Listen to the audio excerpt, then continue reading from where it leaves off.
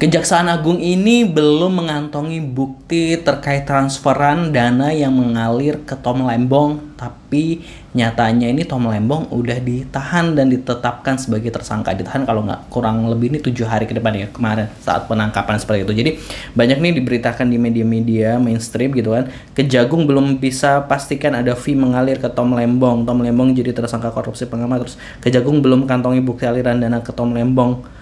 Kasus Tom Lembong bukti hukum tajam ke bawah, belum punya bukti aliran dana korupsi gula ke Tom Lembong, tapi udah ditahan lah ya, istilah kayak gitu.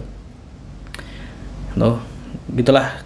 Ini intinya kayak banyak berita yang Kejagung ini belum mengantongi bukti aliran dana ke Tom Lembong dalam kasus impor gula gitu. Belum terbukti nikmati aliran dana korupsi impor gula, Tom Lembong ditahan Kejagung gitu ya. Gimana nih? Belum terbukti gitu. Terus orangnya juga nggak ada rencana kemana-mana istilahnya gitu kan, dan katanya udah diperiksa dari tahun 2023 dan sampai sekarang orangnya juga masih di Indonesia, nggak kemana-mana gitu. Dan di postingan hukum perubahan gitu kan ya, hukum Instagram hukum.perubahan itu juga sebenarnya terkait kasus impor gula ini kan. Kalau kita ngebaca dari Kejaksaan Agung tuh bilangnya bahwa impor gula itu harusnya diteken oleh BUMN, bukan Kementerian Perdagangan yang saat itu dijabat oleh Tom Lembong di 2015 sampai 2016 gitu. Tapi faktanya dari tahun 2013 sampai 2023 Menteri Perdagangan yang menjabat mulai dari Gita Wirjawan, Muhammad Lutfi, Enggar Tiasto, Agus Suparmanto, Muhammad Lutfi hingga Zulkifli Hasan ini menekan gitu kan volume impor gula gitu. Jadi kayak dari data box ya gitu kan, kenapa hanya Tom Lembong yang ditahan? Apakah Tom paling kotor atau ada yang ikut campur main penguasa saat ini? Jadi kayak di hukum.perubahan ini juga compare gitu kan, dimana impor gula emang udah dilakukan di semua menteri perdagangan gitu. Dan pastinya kan namanya menteri ini kan atas pengetahuan dari kepala negaranya waktu itu atau presidennya waktu itu, ya nggak sih gitu. Pasti kan ada izin seperti itu, pasti kan ada koordinasi. Nggak mungkin menteri melakukan kebijakan atau menaikkan itu atas kehendaknya dia sendiri, ya nggak sih? Setuju nggak menurut positive people gimana? Dan lebih lanjut ternyata ada bagaimana kesaksian dari orang yang pernah dekat atau bukan pernah dekat ya, atau yang ya pernah dekat atau sempat bersama dengan Tom Lembong. Sosok Tom Lembong ini seperti apa? Nah, ini ada yang menceritakan yaitu Bang Deddy gitu kan.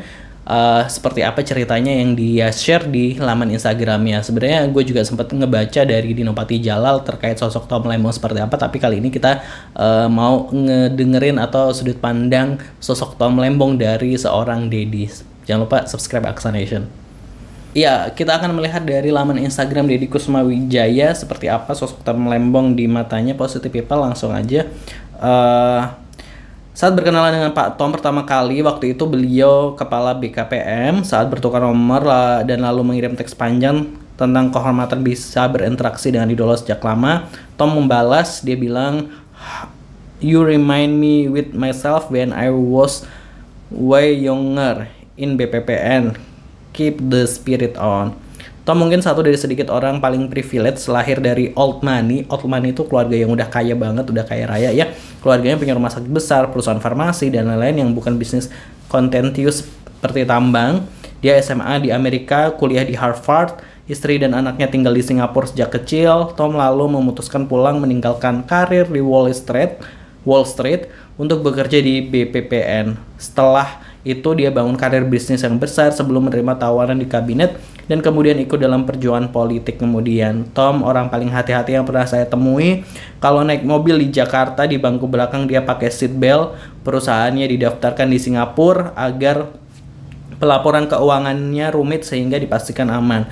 Dia cerita dia belajar bahasa Indonesia dengan serius agar bisa berkomunikasi dengan lebih banyak masyarakat. Karena kalau sebut angka budget dia harus mulai dengan USD dulu.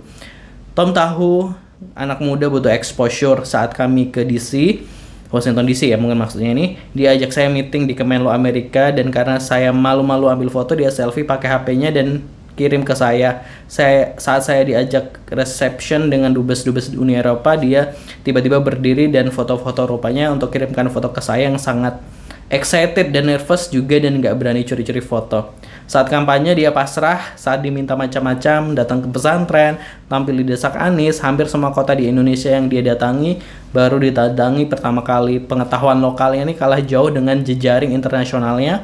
Tom jadi board member di think tank, defense terkemuka dunia dan banyak lagi. Satu hal tentang Pak Tom yang saya pelajari, dia cinta Indonesia sampai dalam tulang, walau dia berpikir dalam English, dengan kegiatan keliling dunia setiap waktunya.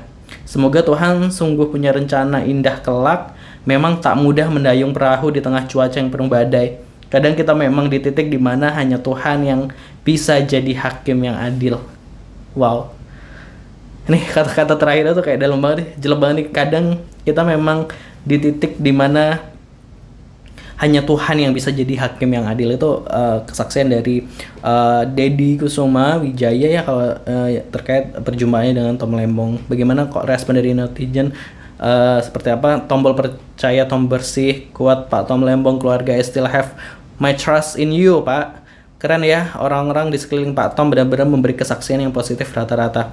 Kadang kita memang di titik dimana hanya Tuhan yang bisa jadi hakim yang adil. Wow, suka banget sama captionnya. Semoga Pak Tom Lembong diberikan kekuatan dan sehat terus, dan jangan sampai hal ini membuat kita menyerah, berdiri dan untuk perubahan seperti itu. Itu respon dari orang-orang yang pernah dekat dengan Tom Lembong, respon positif. Ya pasti orang juga nggak percaya soal Tom Lembong bagaimana dia. Pasti kan kita melihat dia ini orangnya bekerja tertib aturan dan lain sebagainya. Misal kayak dia memberikan kesaksian bahwa perusahaannya aja didaftarkan di Singapura. Tujuannya apa? Agar laporan keuangan di sana kan rumit tuh. Jadi kayak emang ya kalau orang bersih kan pasti kayak pengen ya udah mengikuti alur meskipun rumit, tetap laporan-laporannya dijalankan dengan baik gitu, positive people. Jadi kalau menurut positive people gimana, apakah ada unsur-unsur politik terkait penetapan Tom Lembong ini atau seperti apa? Kita tunggu apakah bakal seperti apa nanti endingnya. Mudah-mudahan hukum Indonesia benar-benar ditegakkan seadil-adilnya. Jika salah dikatakan salah, jika benar ya dikatakan benar. Jangan lupa subscribe Aksanes.